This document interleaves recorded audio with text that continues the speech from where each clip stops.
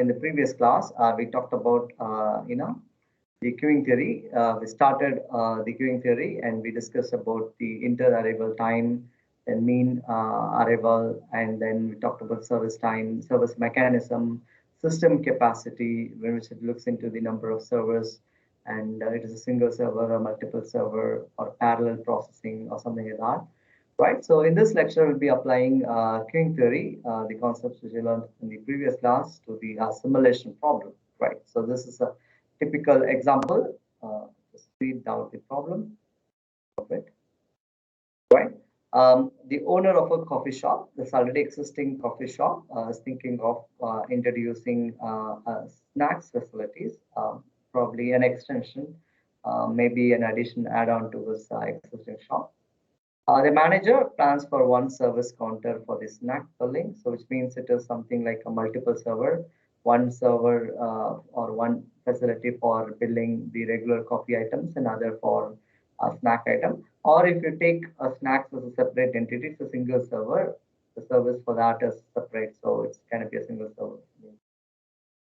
From the previous experience of the manager, the arrival time and the service time of this coffee shop follows Poisson distribution and exponential distribution, respectively. So which means that the arrival time, which will follows the Poisson distribution, and the service time follows the exponential distribution.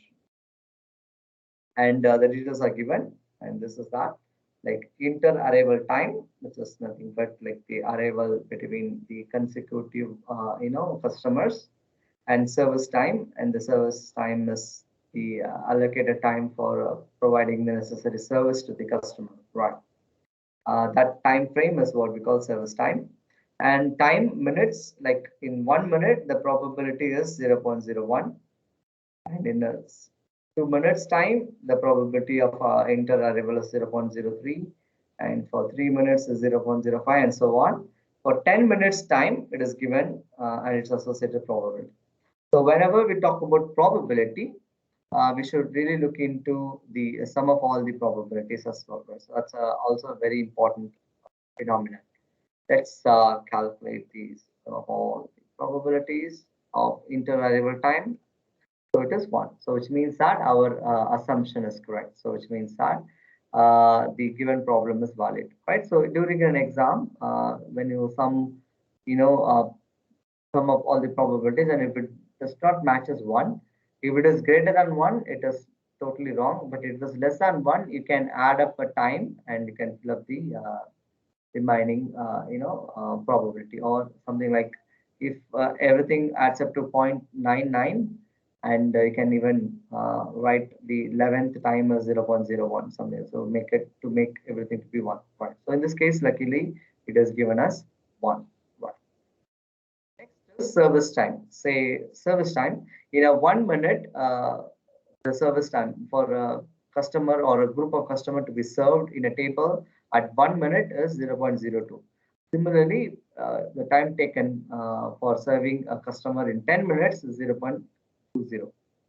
So this is the service time probability, and this is given in the problem, right? So this is not our case. It is in a real scenario. It is given by the project manager or the manager of the coffee shop. Right. So this is also sum up to 1. So there isn't any problem in our inter-arrival time and service time. Right. The next is the customer comes in numbers, like the customer ranges from 1 to 15. Like the first 15 customer, you can call first customer, second customer till 15th customer. It is not one individual customer. It is the arrival time. Arrival position. 2 customers comes in, 3 customers comes in, or something like that, right? So first thing is the random number for the arrival of the first customer is 56, and the random number for service for this particular customer is 65, and same way 80 is the random number for arrival for customer 2, and this is random number for service 3, when service for the customer 2, and so on. So it goes on and on till 15, right? Say. So this is the given problem, right? So the owner will permit implementation of the idea of having a snacks facility only if the average waiting time of a customer in a system is less than 15 minutes. Say the owner feels that if you want to extend something, provided that should yield profit to the existing business. Say, for example, already a coffee shop is there. So if they want to do an add-on, then it can probably the owner might expect it might give them the profit. What happens if it has become a burden? Then it is better not to have any add-on facilities or something like that. Right? So this is typical way. And the owner insists that from his experience, if you see a person is waiting or a customer is waiting for more than 15 minutes, then probably it is not gonna yield him a good value to the addition, right? So even value to the customer as well. So it is a dormant or it is unnecessary add-on. If it is anything less than 15 minutes, it's fine. So people can have waiting time like more or less equal to 15 minutes, but not more than 15 minutes. So that's the basic logic, right? So also we need to identify the mean waiting time of the customer before the service and the average service time and average ideal time of the service, or you can even call this to be a delay, average service delay. And time spent by the customer in the system. Say this is also very important. What's the time spent by the customer? So this is actually the final outcome. We need to find time spent by the customer in the system. If it is more than 15, we'll reject this proposal. If it is less than 15, we'll accept this proposal. I mean, the owner accepts the proposal from the manager. So the manager's job is to calculate all these things. Right. So the random number for 15 customers are given in the following table. Also, the owner wants to see the feasibility of opening the snack facilities at 6 p.m. to 9 p.m. Probably in weekdays.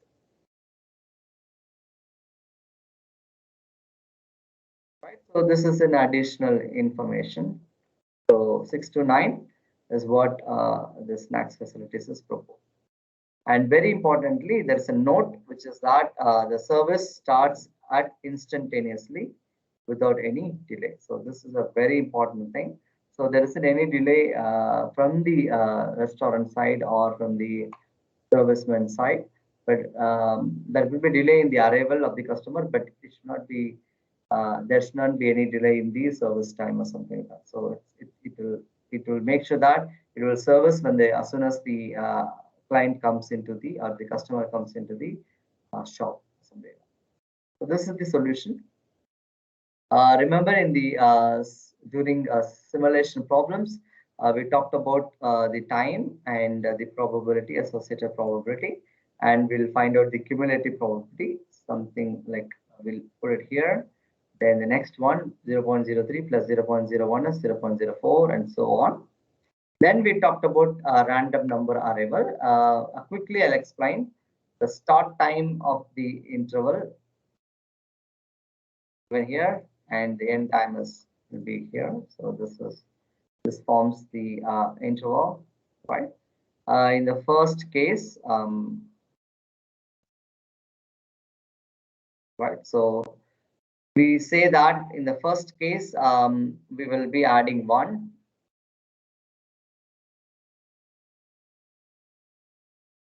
In the next case, we'll be subtracting 1 in the end.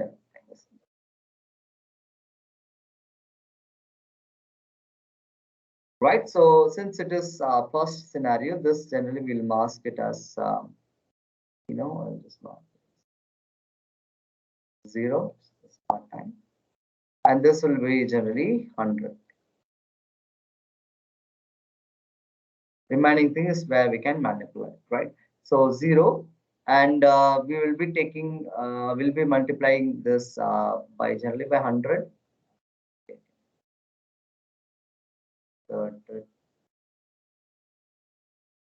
Like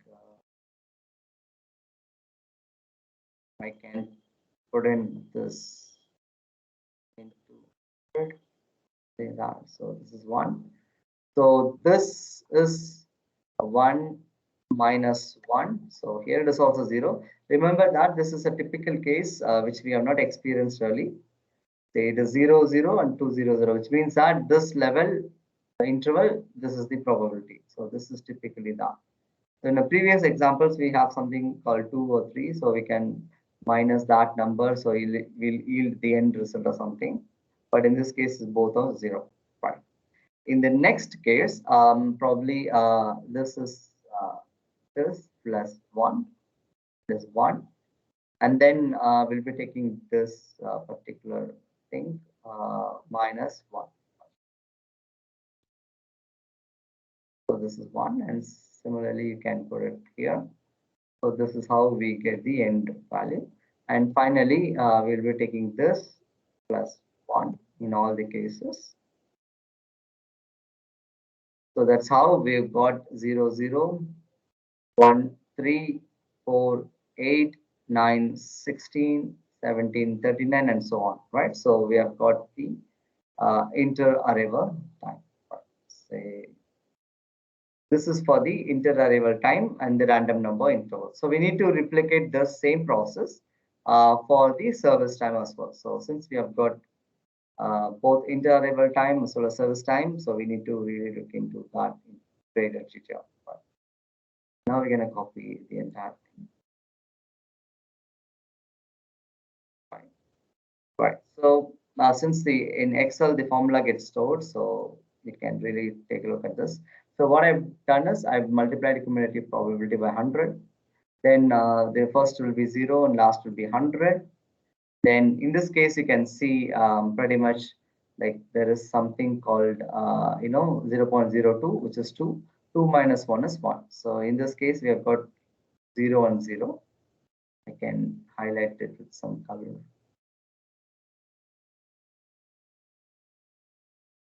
They are red, which means this is an not so promising interval or something like that. So there isn't any interval at all. It's just the 0.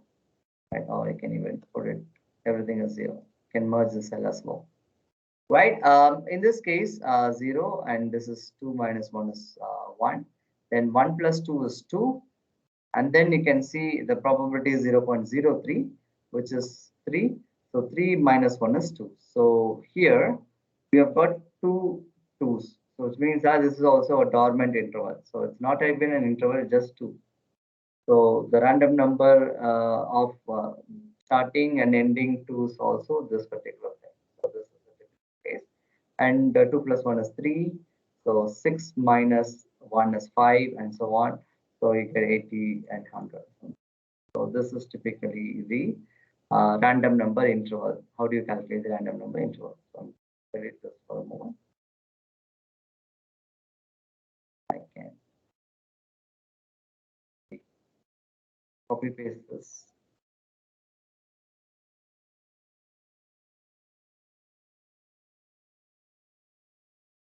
All right, so I'm going to delete this for a moment. Right, so this is the random number interval. So this is an explanation of how you generate the random number interval. Right. So this is typically an example of application of simulation for queuing problems. Right. Right. So next is pretty much important. So once we do that, you remember like we will be taking out the random number interval with the help of random number interval. We'll map the actual value, right? Say something like that. So the arrival of the customer, right? So before that, you can even write. The owner wants to see the the pattern happens from 6 p.m. Right? He wants to really look into 6 p.m. onwards, and later on check whether if the average waiting time is less than 15 minutes to accept the proposal or reject the proposal. So the start time is 6 p.m. Right? So the first random number. So how do we do that is this is the customer 1 to 15, and its associated random number arrival. So this is 56, 80, 11. So what you do is you convert that rows into columns or transpose the rows into columns. You get this random number. So for 15 customers, this is I just put serial number, or you can even put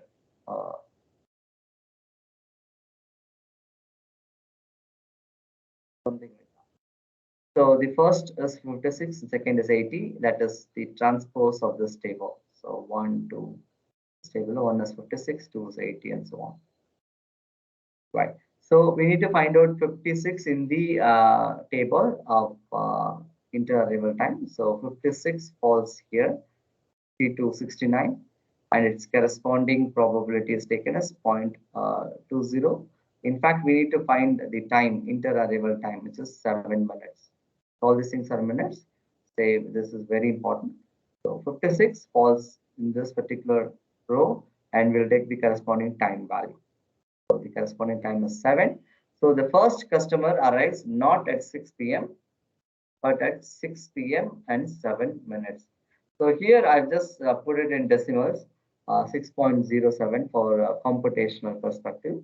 But you can even write this as 606 is to 07. So which means that it is 6 minutes.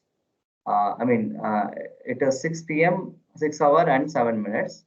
Or sometimes you can even include seconds also, something like that. So you can probably make a note of this, but it will be advisable to take it in decimal places. So that will be very easy. Right. So the next is the random number is 80. 80 falls here in the first thing. So the inter-arrival time is 9 minutes. So you put in 9 minutes here. Then what you do is you add 6 hours and 7 minutes to plus 9 minutes. So that will be 7 plus 9 is 16 minutes. So 6.16 minutes. So this is how you generally calculate it by some data. Next, the random number is 11 that falls in the interval of 4. So we'll be adding 4 minutes to the existing time. So 6.16 plus 4 is 6.20 minutes. So which means 16 minutes plus 4 minutes is 20 minutes, and this is 6.20, which is 620 minutes or something like that. Right? But it is not like a regular addition. This is a time addition. So for example, in this case, at this point, the ninth customer arrives at 6:58, right? And the random number is 28. So the inter-arrival time is 5 minutes. So it is not 58 plus 5, which is 63. It's not like that. So it is 6.63. It is not like that. We know that 1 hour is 60 minutes. Say next, if you add 2 to it, it will be 7 p.m. Then the remaining 3. So 2 plus 3 is 5. So when you add 2 to 6.58 is 7 p.m. plus the remaining 3 minutes, it is 7 hours and 3 minutes. So that's how you get this particular value of 7.03 rather than 6.63, something like that. Right? Then the procedure carries on. So we'll be calculating the inter-arrival time based on the inter-arrival time from the table, and with this start time, right? Something like that. So this gives us an indication that the customers arrive at 6.07 and 6.16, then 2027. Say the difference between this is 4 minutes, whereas the difference between this is 7 minutes, and so on, right? So that's how the Poisson distribution works. So the customer arrives as random, and that influences the decision making, right? The next step we'll be taking it for the service time. So we talked about arrival time, and we calculate the total arrival time, also inter-arrival time, divided by that will give us average inter-arrival time. The next is the service time, which is the random number given from the question, like service, random number for service, and for the customer. We'll transpose 0 into column, so we'll get this particular thing. Then we'll be getting this. For example, the random number 65, the service time is 9. How do we get that as? Random number 65 falls between 61 to 79, and then the time taken for the service is 9 minutes. So as simple as that. Right, we'll quickly run one more thing. Random number 37. Random number 37 falls here 26 to 45, and the time taken for the service is 7 minutes. So that's how it is, 7 minutes, and so on. Then we'll add up all the service times and divided by 15, which is the total number of customer, which gives us the average service time for all the customer, right? 8.5. So this is the average, service time for the customers in the coffee shop. Now, kindly pay attention. So this is, the service arrival of the person or the first customer is given as the service start time. It is not like an end time, it is a start or end time, depending upon the situation. And starts, right? So it starts at 6.07, right? So which means that the service, even though the shop opens at 6, without the service customers, how people will serve? So they have to wait till the first customer arrives. The first customer arrives at 6.07, which is 6 hours and 7 minutes, 6 p.m. 7 minutes.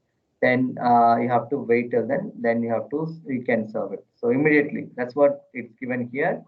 So it starts instantaneously without any delay. So that's why which we start directly at 6 p.m. and 7 minutes.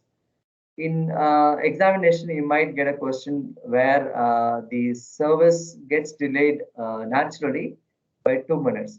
If that's the case, the service starts at 6.09 rather than 6.07. So which means we start 2 minutes late the service rather than the service at the time of arrival of the customer. In this case, there isn't any constraint. We will be starting our service as such. When the customer comes in, we'll start our service. We'll start at 6.07. Then 6.07 plus 8 minutes, which gives 6.15. And 15 minute plus 9 minutes gives 24 minutes, and so on. If you come here, it is 6.57, which is 6 p.m. and 57. And the next is 7 minutes.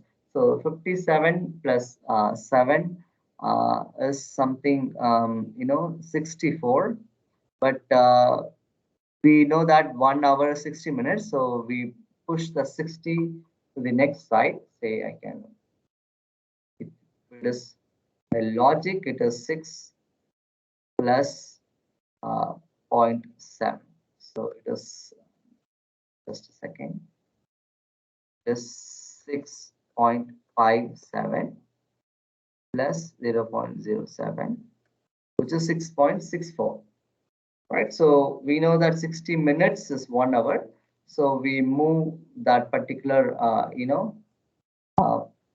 value, which is nothing but we'll make it 0,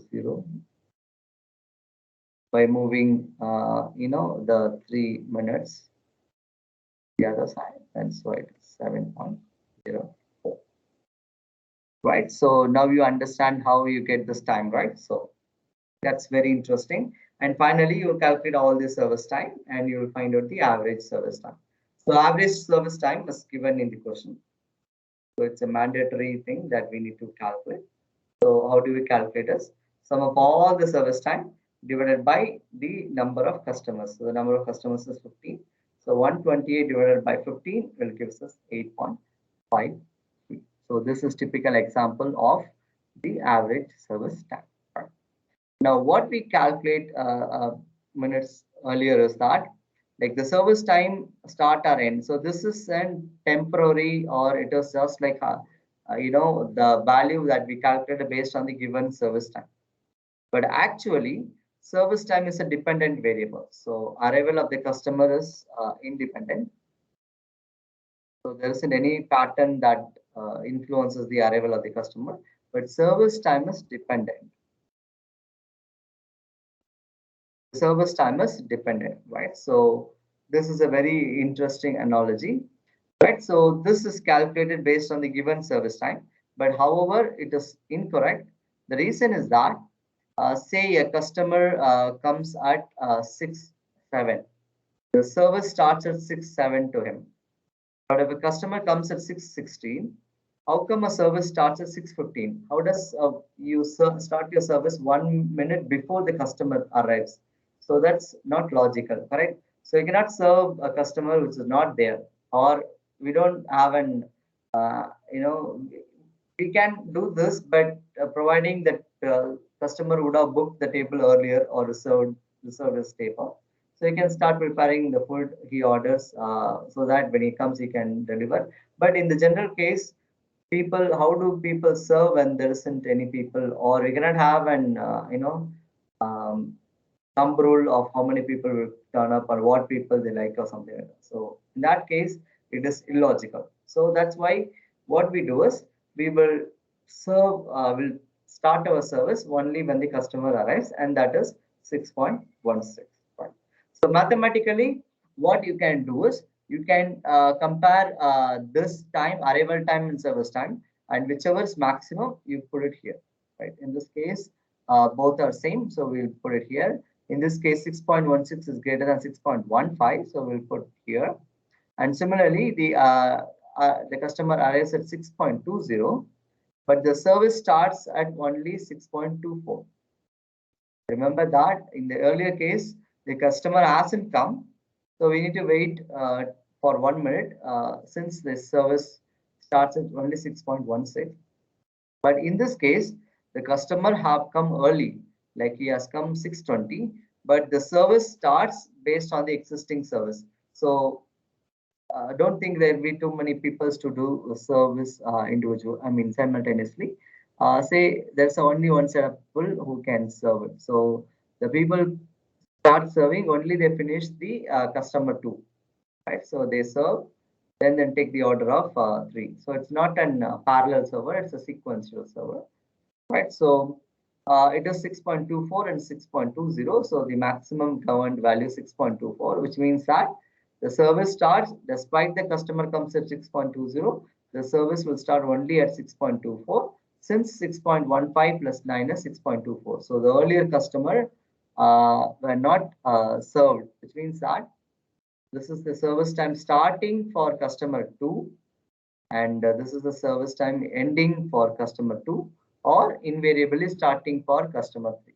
So I repeat, this is the start service time for customer 2, and this is the end service time for customer 2, or start service for customer 2. So unless customer 2 were not served, customer 3 cannot be served, as simple as that.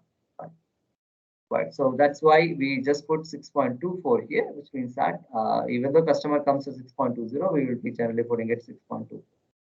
And same way, you can find out the maximum of these two, like 6.27 and 6.34. Then out of 6.35 and 6.41, 6.41 governs and so on. And finally, we'll have the maximum of this value and this value, right? So this is, I remember in the simulation problem, we talked about something called elapsed time, right? So the maximum time the customer start coming is 7.25, right? So they start at 6 p.m. and they say the customer arrives at 9 till 6 to 9, but the customer 15 customer arrives only at 6 to 7.25 p.m. range. So this is the the expected time or elapsed time for the arrival or the customer. Right. Now we need to find out the elapsed time for the um, this thing also, service time also. So this is the service time. The elapsed time is also the same. So just 8.06, which is this thing. So we will be taking out the service time and maximum of this. 5.20 and 5.76 is 5.76, and 4939302 11.4 or something like that, right? So that is typically the inter-arrival time and the service time, right? Right. This is the elapsed time, which means that the service just can go till 8:15. So this is something like in examination the entry time, maximum entry time. This is the maximum finishing time. So that's how the duration of the the process or something like that. But now it's typically we need to find out the waiting time as well as the service time or the service delay. The waiting time is generally calculated as the arrival time minus the actual service time. You can even call this as actual service. right? So arrival time and actual service time, say 6.07 and this is 6.07. So there isn't any delay. So the waiting time of the customer is not there here. Then 6.16 and 6.16, the waiting time is also not there. Then 6.20 and 6.24, the waiting time is 4 minutes. So 24 minus 20 is 4 minutes. So which means that the customer arrived at 6.20, but he has to wait 4 minutes till 6.24 to get the service or to start the service. Like this is typically the third, customer. He comes early, even though he comes early 6.20, but he gets served only at 6.24, which is the time allocated for him to serve by finishing all the predecessors or the pending service or something like that to the other customers. Right. So that's why it is 4 minutes waiting time. And similarly, the customer arrives at 6.27, but he needs to wait till 6.34 to get his service, right? Something like that. So 6.34 minus 6.27 is 7 minutes. So the customer has to wait 7 minutes to get his check. Or specifically, this is the typically the highest, which is 41. I was looking into the clock perspective where 45 minutes are a little bit three fourth, so it is 41. It's correct. It's 41. Right. Then what we do is then we'll be finding out the service delay. We talked about customers waiting. Then we talked about the service delay. Next, we'll talk about the service delay. Right. So how the service got delayed. The initial delay. This is the initial delay, which is the even though the shop opens at 6 p.m. The first instance of the customer is only at 6.07. So which means that the serviceman has to wait 7 minutes. This particular 7 minutes he has to wait. So that's why it is a default 7. Then what you can do is we can make use of the service starts, actual service start minus the service end, something like that, right? So um, this is typically the 6.34 minus 6. Or you can even take this 6.16 minus 6.16 is 0. 6.24 and 6.24 is 0. 6.34 minus 6.33 is 1. Then 6.41 minus 6.43, 41 minus 43 is minus 2. So that's given here, and so on. So that's how it probably gets it or something like that, right? And this is the actual start of the service. We need to find end service. So I think I have not touched this. Yeah. So this is calculated by this value plus the service time. Like 9 minutes, 6 plus 7 minutes is 16 minutes. So it's 6.16. Then 16 plus 8 will be 6.24. And 24 plus 9 is 33. And 33 plus 10 is 43. So I can copy this also. So I can paste this. So how do you find the service end timers? The actual value plus this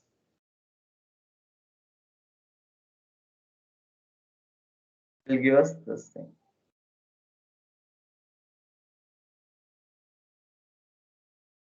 Probably this is very important. I had skipped a bit. All right, so the service time ends here, which means we calculate this value plus this value will give us this value, or something like this value plus this value will give us this value, something like that. So it's actually 6 plus 8 is 24. Yeah, correct. And 33 plus 10 is 43. Yeah, it's as simple as that. Fine. And then service ends at 8:15. So it's a elapsed time of the service time. So the service ends by 8:50 p.m. So this is a typical example. So which means the last customer comes in 7.25, provided this 15 is the last customer. and the service for him ends at 8:15 p.m. Right, something like that. So this is customer waiting time. As I told you, it is a waiting time of the customer. That is this value, which is the arrival time minus the actual service start time, will give us the customer waiting time. If both times are the same, then there isn't any waiting time for the customer at all. So as soon as he comes in, he gets served. Otherwise, the serviceman will have to finish serving the previous customer and then come back to him. Meanwhile, the time gets wasted for the incoming customer or the customer who have turned up at that point. Then service delay, as I told you, this needs service end time. I forgot to mention that earlier. So we'll put 7 directly itself. Then we will be considering, this thing, right? What's the difference between the service delay, something like that, like 6.33 and the next thing. So the service end of the previous customer and service start of the next customer. I repeat, the service end of the previous customer and service start of the next customer. So the service end of the first customer is 16 and the next service starts instantaneously at 16. So there isn't any delay. So in this case, the service end at 33 minutes, but the service starts for the next customers only 34th minute. So that's the difference is 1. So that is given here. But here, the service time of the previous customer ends at only 43. Then the customer arrives at 6:41. So the difference is -2 from the data, right? And it goes on and on, something like pretty much and voluntary stuff. And then what we do is we will be masking zeros and negative values, so which is not our consideration.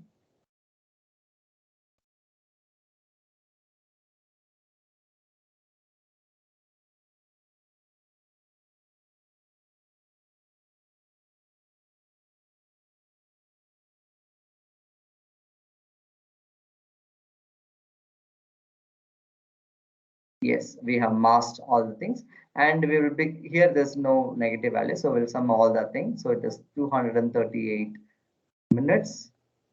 And all this is minutes. If you really wanted to have your answers in hours, then you divide that by 60. So 60 minutes is 1 hour.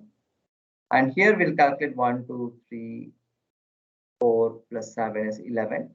So 11 minutes is the delay, service delay or something like that. Right? That's it. And this is the typical example. And this is the mean service time, which is mean service time, or it is a mean arrival time. So that is given here is 15.86. So it's an average arrival time or customer waiting time. 18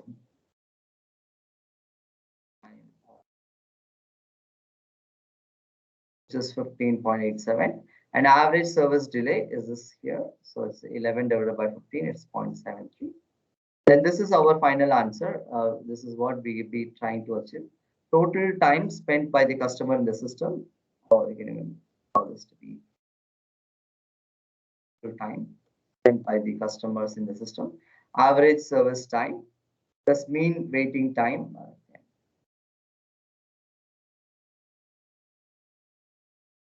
Mean waiting time of the customer. So let me check. The average service time is given here is 8.53. And mean waiting time of the customers here, it is 15.87. So in our problem, based on our simulation, we have got a value which is 24.40. So which means that that is pretty much, not acceptable since the waiting time is greater than 15 minutes. So which means that we have simulated the, actual work environment. And finally, we have got, time that is the average Total time spent by the customer is 15 minutes, something like that. Which is greater than 15 minutes, and hence this proposal may not be a possibility or something like that for the shop owners.